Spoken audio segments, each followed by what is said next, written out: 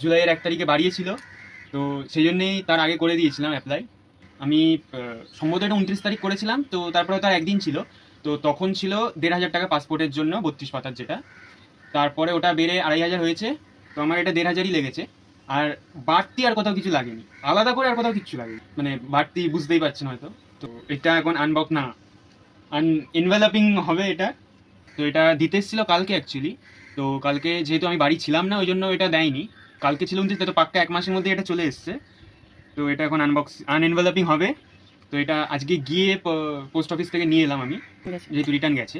তো এই যে ভারত সরকার লেখা রয়েছে, যে আমার নাম, মিনিস্ট্রি অফ এক্সটার্নাল অ্যাফেয়ার, এই যে রিজিয়নাল পাসপোর্ট অফিসের অ্যাড্রেস এসব লেখা আছে। যাই হোক, তো এটা এখন আমি খুলবো। তো এটা খুলতে আগে খুলে দেখি, দিয়ে আমি বলে দেবো যে পাসপোর্টের জন্য কী কী লাগছে। মানে আমার যেহেতু মেজর এখন, তো মেজরেরটাই জানি, মাইনরেরটা আমি বলতে পারবো না।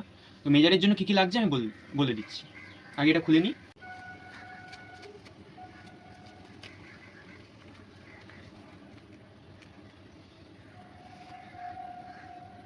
লাইফের প্রথম পাসপোর্ট। আমি ওপরটা আগে কাপড়ের ভাবতাম, কিন্তু এটা কাপড় নয়, মানে আমি ভাবতাম হয়তো কাপড়ের ফিনিশ দেওয়া টাইপের কিছু, আমি দেখছি কাপড় নয় এটা। এই তো এটা 32 পাতার আছে।